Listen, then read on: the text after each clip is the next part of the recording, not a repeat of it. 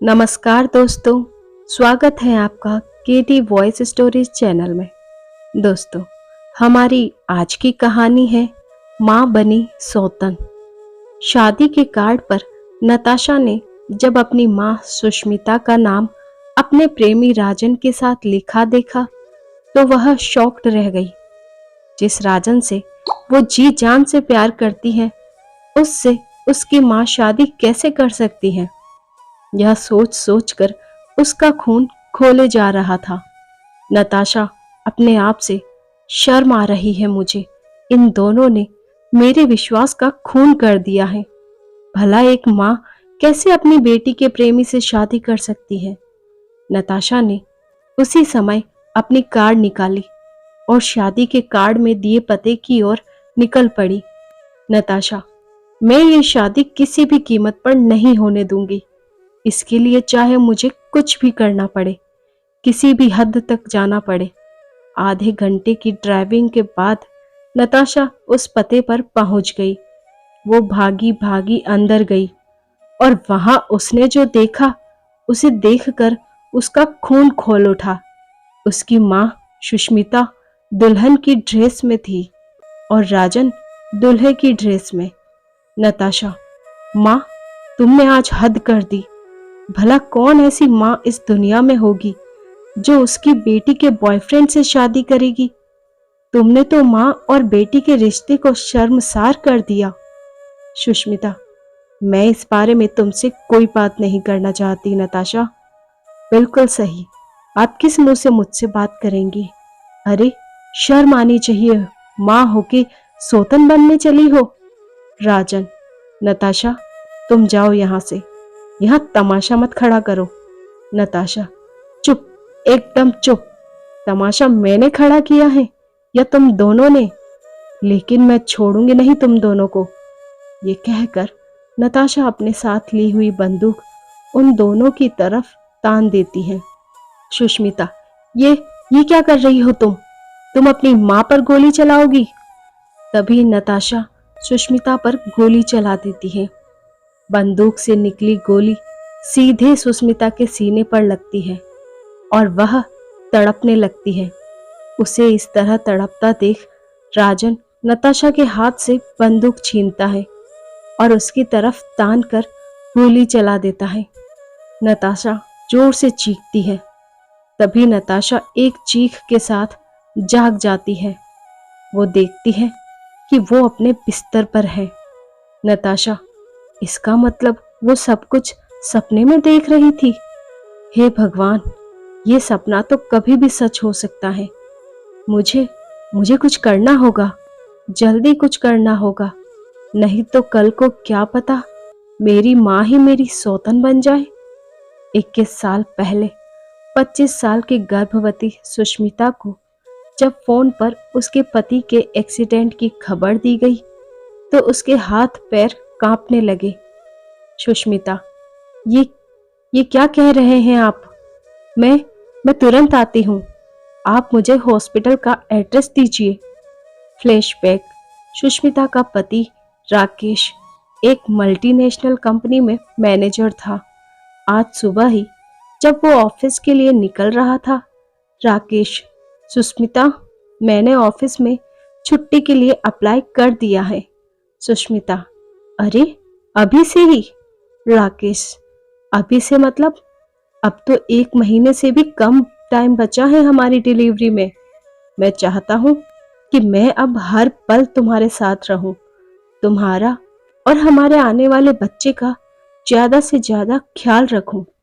Sushmita, I love you Rakesh. Rakesh, I love you 2 3 4 5 6 7 8 9 10।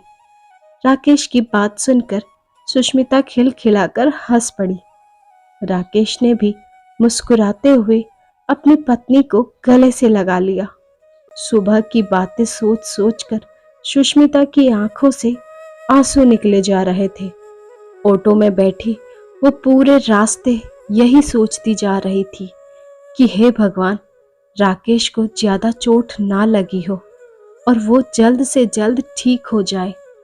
वो hospital पहुंची, लेकिन उसका पति जो सुबह सुबह हंसता मुस्कुराता हुआ ऑफिस के लिए निकला था, वो सफेद कपड़ों में लिपटा लेटा हुआ था।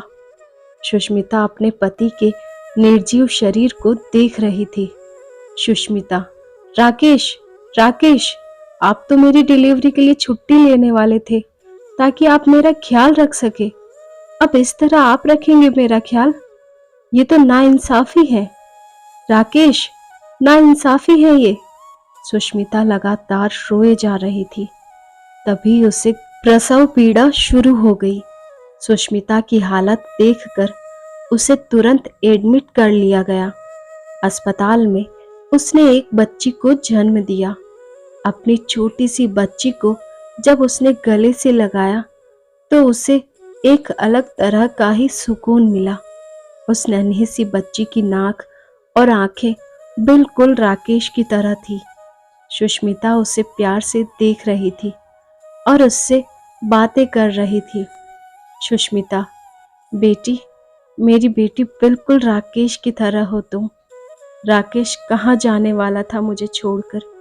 वो मुझे बहुत प्यार करता था ना, इसलिए तो उसने तुम्हें मेरी गोद में डाल दिया। 25 साल की छोटी सी उम्र में सुष्मिता विधवा हो चुकी थी। उसकी गोद में एक नवजात बच्ची भी थी। रिश्तेदारों ने कहा कि वो दूसरी शादी कर ले, लेकिन उसने सबसे यही कहा, सुष्मिता, मैं अपनी बेटी को खुद से पालूंगी। ये मेरे राकेश की निशानी है। मैं नहीं चाहती कि मैं दूसरी शादी करूं और मेरी बेटी को सौतेले पिता के साए में पालूं। सुष्मिता पढ़ी लिखी तो थी ही, उसे एक कंपनी में नौकरी भी मिल गई। वो अपनी बेटी नताशा का पालन पोषण ठीक से करने लगी। समय अपने पंख लगाकर उड़ता गया। नताशा अब 21 साल की हो गई। सुष्मिता ने उसे उसकी माँ की तरह कम, एक दोस्त की तरह ज्यादा पाला है। दोनों एक दूसरे से बहुत प्यार करते हैं। एक दिन की बात है, सुष्मिता ऑफिस में थी। तभी नताशा का कॉल आया। नताशा, माँ, आज मैं कॉलेज से थोड़ा लेट आऊंगी। सुष्मिता, क्या बात है, कहीं जाना है क्या? नताशा, वो माँ, आज कॉलेज के बाद मूवी का प्लान है, तो कॉलेज के बाद वही जाऊंगी। Sushmita, this is not fair. तुम अकेली अकेली फिल्म देखने जाओगी? नताशा, अरे मोम, अकेली नहीं, किसी दोस्त के साथ जा रही हूँ। सुष्मिता, दोस्त? कौन सा दोस्त? दोस्त का कोई नाम तो होगा? नताशा, क्या मोम, तुम भी उसका नाम राजन है, मेरे साथ ही पढ़ता है। सुष्मिता, ओके, ठीक है, एक काम करना, मूवी के बाद मैं वही सिनेमा हॉल में ही आ जाऊंगी और तुम्हें पिक कर लूंगी। उस दिन पहली बार राजन अपनी गर्लफ्रेंड नताशा की माँ से सिनेमा हॉल के बाहर मिला था। जब वो उनसे मिला तो वह कहीं से भी उसकी माँ नहीं लग रही थी। राजन, अरे आंटी, आप तो कहीं से भी नताशा की माँ नहीं लगती है, आप तो इसकी बहन लगती हैं। Sushmita, good joke. वैसे तुम दोनों दोस्त हो या उससे कुछ ज्यादा? सुष्मिता के मुंह से ये सुनकर राजन थोड़ा डर सा गया। तभी नताशा ने कहा, नताशा, क्या माँ, ये क्या सवाल है? देखो तो राजन तुम्हारे सवाल पर कैसे लड़कियों की तरह शर्माने लगा है। राजन को सुष्मिता की माँ से मिलकर बहुत अच्छा लगा। उनका खुला व्यवहार और दोस्तों की तरह ट्रीट करने की उनकी आदत ने ही राजन के दिल में उनके लिए एक खास जगह बना ली। उस दिन के बाद जब भी वो नताशा से मिलता, उसकी माँ के बारे में जरूर पूछता। नताशा, अरे आजकल तुम मेरी माँ के बारे में ज्यादा पूछते हो। चलो तुम्हें घर ही ले चलती हूँ माँ से मिलाने के लिए। वह राजन को लेकर घर ले आई। सुष्मिता उसे देखकर बहुत खुश हुई।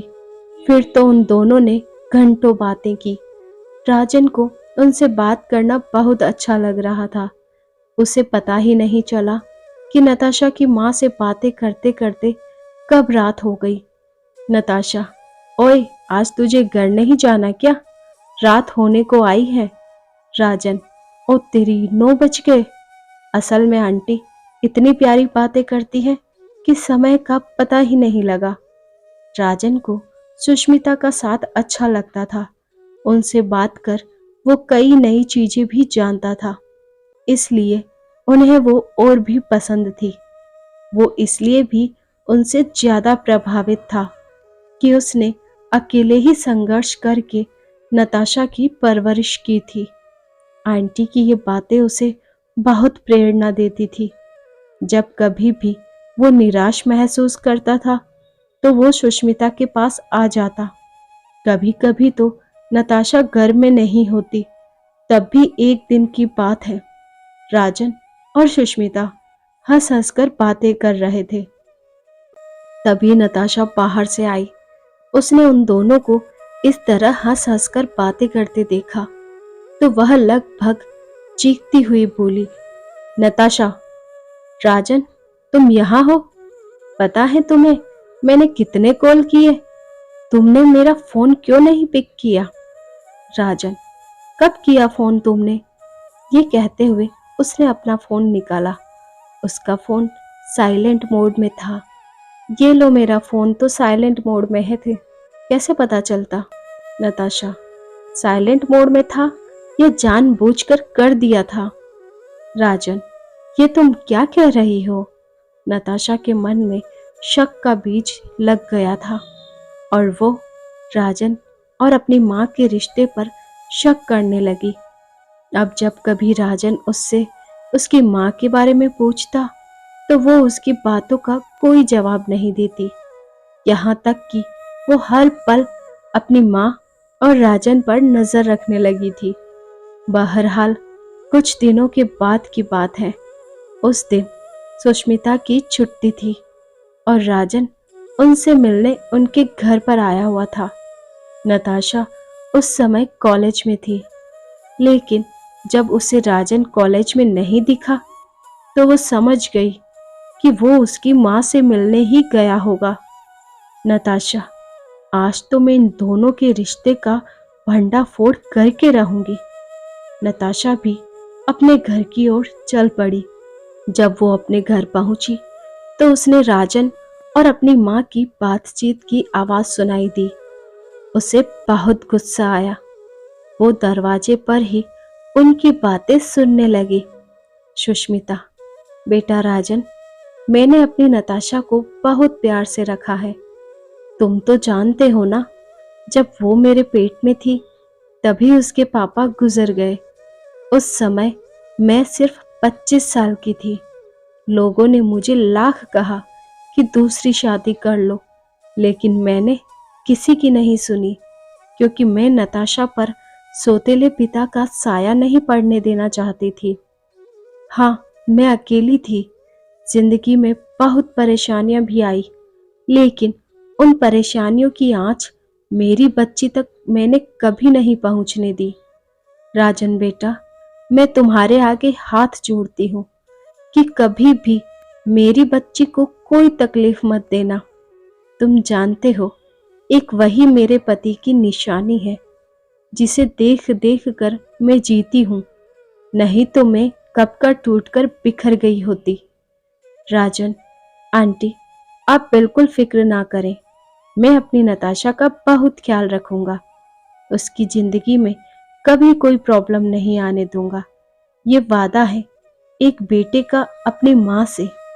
बाहर खड़ी नताशा ने जब ये सब सुना तो उसकी आंखें भर आई। वो क्या सोच रही थी और क्या निकला। उसने जल्दी से दरवाजा खटखटाया और अपनी माँ के गले से लिपट गई। Natasha, I love you mom. Sushmita, I love you 2, 3, 4, 5, 6, 7, 8, 9, 10। आज की ये खास और मज़ेदार कहानी आपको कैसी लगी? नीचे कमेंट में ज़रूर बताएं। ऐसी और कहानियाँ सुनने के लिए बने रहिए हमारे साथ और अपना प्यार और सपोर्ट दीजिए। चैनल पर नए हैं तो सब्सक्राइब कीजिए, साथ में बेल आइकन को प्रेस करना ना भूलें ताकि न्यू स्टोरीज का नोटिफिकेशन सबसे पहले आपको मिल सके। Thanks for watching.